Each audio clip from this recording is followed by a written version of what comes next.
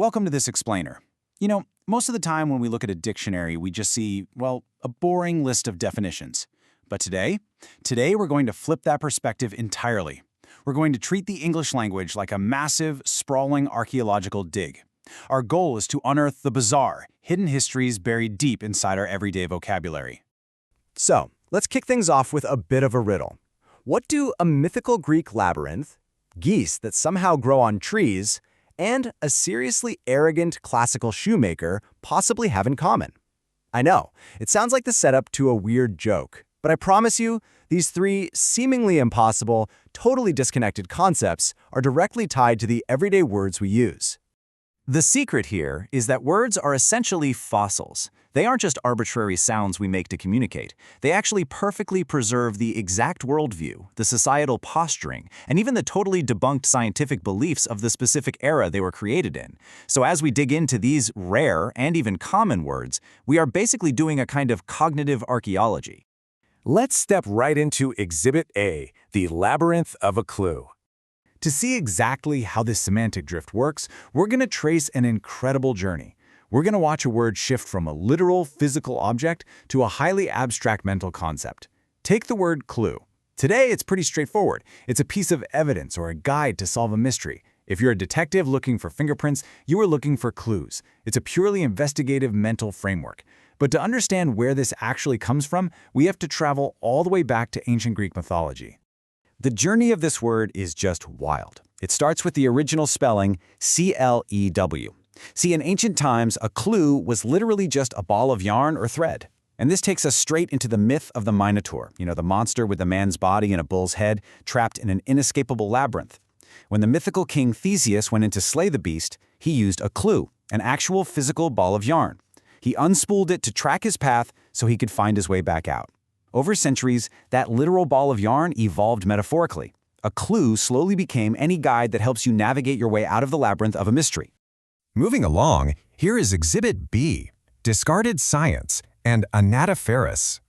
Next up, let's explore how the dictionary holds on to completely discarded science with this amazing word, anaphyteris. It means the state or quality of producing ducks or geese.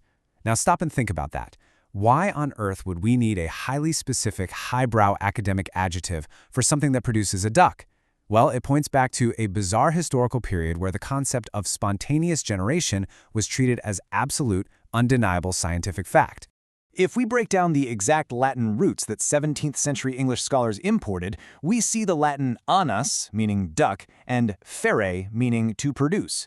See, during the Renaissance, there was this massive push to enrich the English language with classical Latin and Greek, just to sound more scientific and genteel.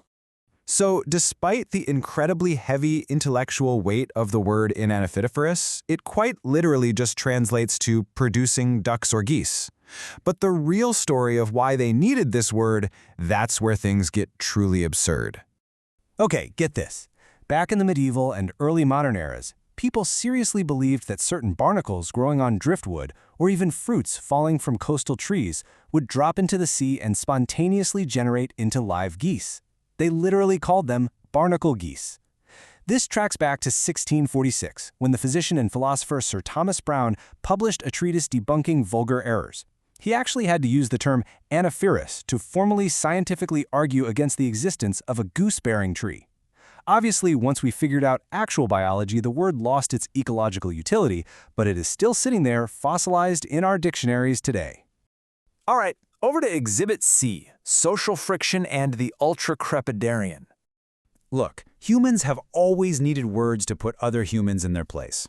Enter the ultra-crepidarian. This is someone who criticizes, judges, or gives opinions on matters entirely beyond their area of expertise.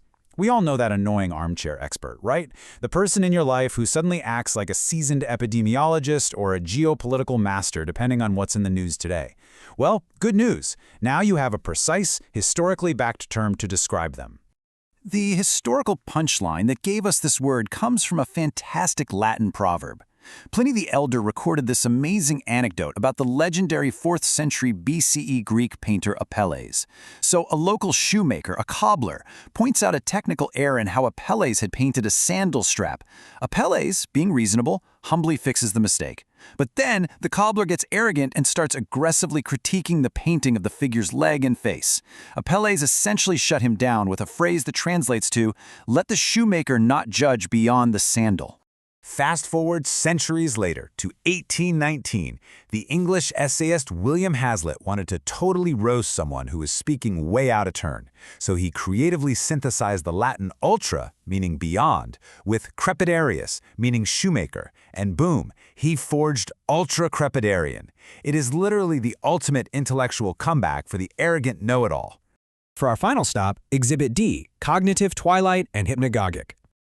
Now we're moving inward to the strange, liminal realm of human psychology, looking at words that give an exact clinical name to a totally universal experience. Hypnagogic relates to that bizarre period of drowsiness right before you drop off to sleep. You know the feeling, right? It's that floating sensation where your thoughts start turning into abstract dreams, but you aren't completely unconscious yet. Most of us just call it falling asleep, but linguists and scientists needed a surgical tool to define this cognitive twilight. And the roots of the word perfectly map out this biological threshold. Brought into English from French, but originally stemming from Greek, we see hypna, meaning sleep, and agagos, meaning inducing or leading. So it literally means the state of being led into sleep.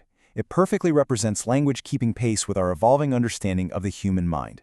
Coined in the 19th century, which was a time of massive vocabulary expansion in the medical and psychological fields, hypnagogic really shows how our lexicon shifted. We evolved from merely describing external physical things like balls of yarn or shoemakers to clinically categorizing the incredibly complex, invisible transitions happening right inside our own brains. We started using words to literally map the boundaries of human consciousness. And that brings us to our conclusion, words as time capsules. Tying all these exhibits together, from clues to tree geese to arrogant shoemakers to the very brink of sleep, it reveals a really beautiful truth. Language isn't just a static tool. It is a living, breathing medium.